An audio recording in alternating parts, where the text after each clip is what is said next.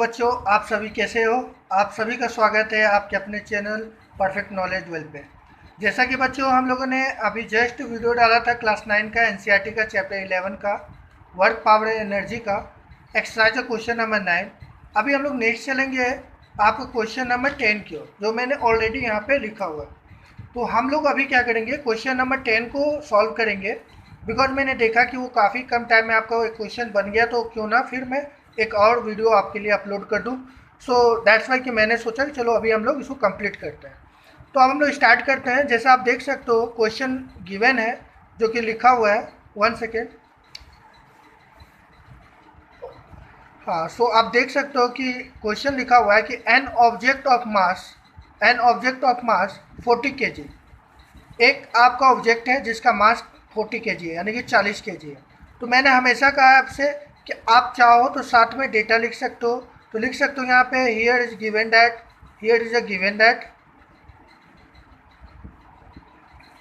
और यहाँ पे आप देख सकते हो कि मास ऑफ बॉडी या मास ऑफ ऑब्जेक्ट लिख सकते हो। मास ऑफ ऑब्जेक्ट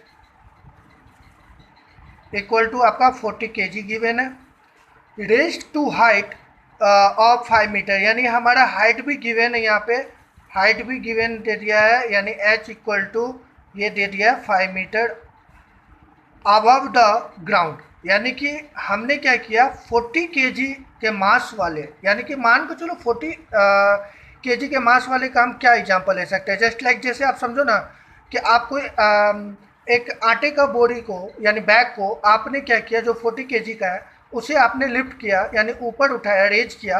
कितने हाइट तक? 5 मीटर तक ग्राउंड से। सो बेसिकली अभी क्या है, आगे हमारा क्वेश्चन है what is the potential energy, यानी हमें निकालना है यहाँ पे पोटेंशियल एनर्जी। ठीक है, तो हम लोग पोटेंशियल एनर्जी को शॉर्ट में लिखते हैं P dot E equal to watt. हमें ये देखना है, पोटेंशियल एनर्जी निकालने हैं। और if the object is allowed to fall find its kinetic energy when it is the halfway down. यानी कि अगर ऑब्जेक्ट, यानी कि जो ऑब्जेक्ट है जिसका वेट है 40 kg, अगर वो नीचे गिर रहा है, ठीक है, उस केस में आपको बताना है कि उसका काइनेटिक एनर्जी कितना होगा। इट मीन्स आप सिंपल समझ लो कि आप इतना समझ लो कि काइनेटिक एनर्जी जो है वो आपको यहाँ पे फाइंड आउट करना है जब आपकी चीज़ें नीचे गिर रही है। सो हम लोग को यहाँ पे काइनेटिक एनर्जी भी निकालना है। सो हम लोग काइनेटिक एनर्जी भी यहाँ पे निकालेंगे। ऑलराइट बच्चों, सो बेसिकली अब हम लोग स्टार्ट करते हैं। ये हमारा डेटा है जो कि गिवन है।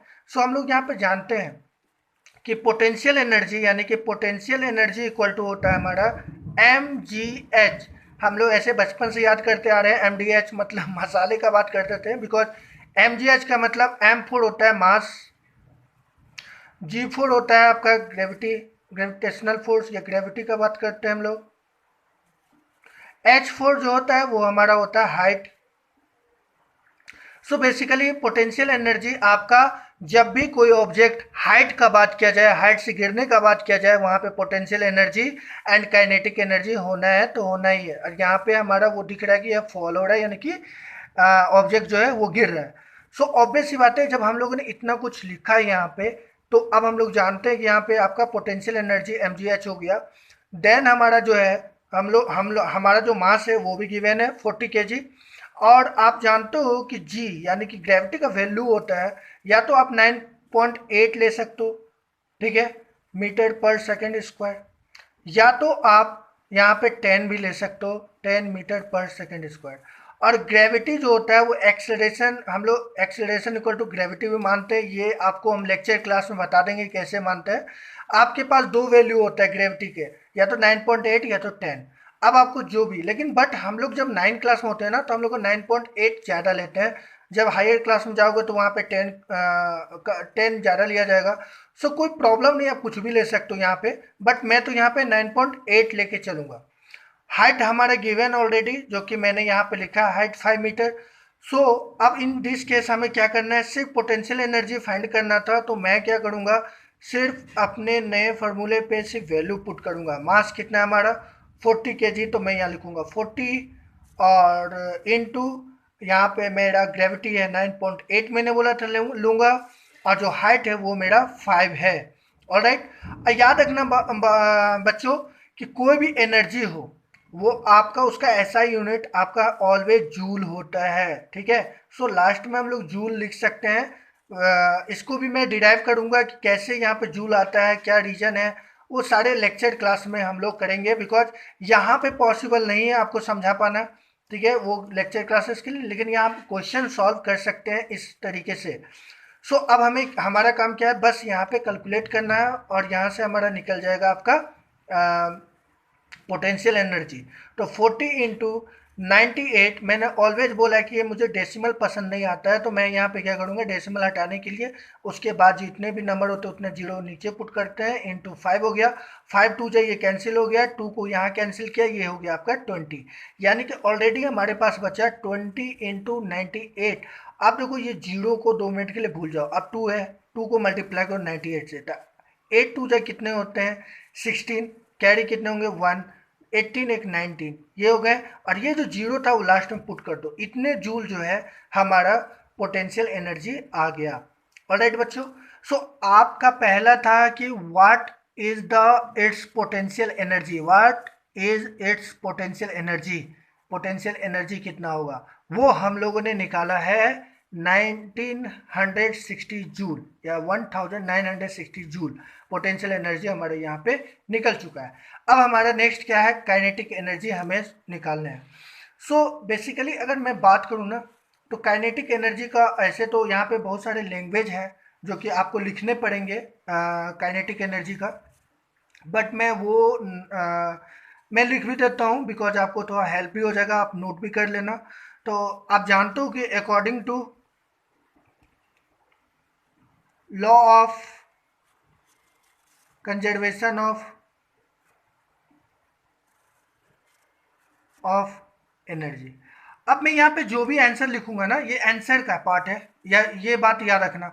अब मैं जो भी यहाँ पे लिख रहा हूँ याद रखना कि इसका मीनिंग मैं बताता हूँ। कंजर्वेशन ऑफ एनर्जी मीन्स होता है कि energy neither be created not be destroyed, यानी एनर्जी ना बना सकते हो ना उसको कभी ख़त्म कर सकते हो, आप बस एनर्जी को स्टोर कर सकते हो या आप उसको ट्रांसफ़र कर सकते हो, ठीक है, यही कहता है हमारा कंजर्वेशन ऑफ एनर्जी। उसके बाद है comma, the total mechanical energy, यहाँ पे एक वर्ड और आया मैकेनिकल एनर्जी करके आया।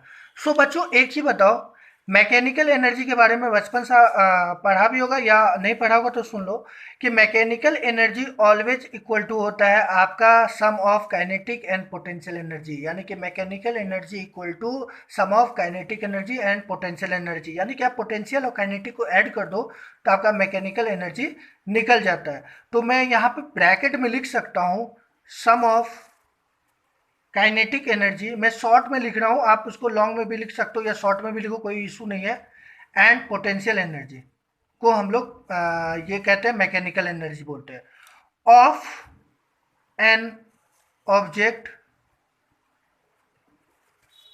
रिमेन्स कांस्टेंट होते हैं, क्या होते हैं, रिमेन्स कांस्टेंट होते हैं। अब मैंने यहाँ पे आपको एक एक वर्ड का मीनिंग बता दिया, अब मैं पूरे स्टेटमेंट का मीनिंग बताता हूँ। अब कंजर्वेशन ऑफ एनर्जी के अकॉर्डिंग अगर बात करोगे तो mechanical energy, total mechanical energy जो बॉडी में होता है वो किसी भी ऑब्जेक्ट का वो कांस्टेंट ही होता है, ठीक है, क्योंकि आप ही, मैंने अभी बोला ना कि एनर्जी कभी भी आपका डिस्ट्रॉय या क्रिएट नहीं किया जा सकता है, यानी आप सिर्फ और सिर्फ एनर्जी को आप स्टोर कर सकते हो या ट्रांसफ़र कर सकते हो। ऑलराइट, सो दैट्स वाई कि हम लोग जानते हैं, यहाँ पे लिखेंगे that is kinetic energy equal to होता है हमारा हाफ एम भी स्क्वायर, क्या होता है, ये फॉर्मूला होता है हाफ एम भी स्क्वायर। सो ऑब्वियस सी बात है, हम लोगों ने ऑलरेडी यहाँ पे मास वेलोसिटी ये सारा कुछ निकाला हुआ है, तो हाफ, और जो जैसा मैंने बोला आपको कि ये रिमेन्स कांस्टेंट है, तो यहाँ पे हम लोग इसकी जगह पे जो अभी जस्ट हम लोगों ने यहाँ पे पोटेंशियल एनर्जी निकाला हुआ है उसका वैल्यू यहाँ पे पुट कर देंगे, यानी कि 1960 जूल। अब हम क्या करेंगे, इसको सिर्फ आपको डिवाइड करना है, यानी कि इसको हाफ करते हैं अगर, तो ये हो जाएंगे आपका अगर 8 है तो ये हो जाएंगे 9, और ये 1 इसको दे दिया, ये 16 हो गया, ये 8 और ये फिर आपका 0, यानी कि आपका काइनेटिक एनर्जी जो है वो आंसर आएगा आपका 980 जूल। ठीक है बच्चों, आपको कहीं ना कहीं और भी कन्फ्यूजन होंगे, ऑब्वियस सी बात है, होने भी चाहिए। अगर जो जिन बच्चों को कन्फ्यूजन आता है या होता है किसी भी पढ़ाई में, तो यानी वो पढ़ने वाले बच्चे हैं, पहली बात है। सो कन्फ्यूजन होना कोई बुरी बात नहीं है, बट उसका सल्यूशन ना ढूंढना वो गलत है।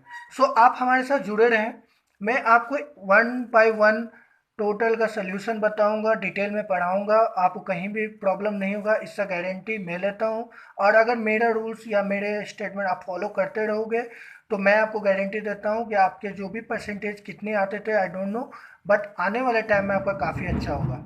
थैंक यू बच्चों, बाय।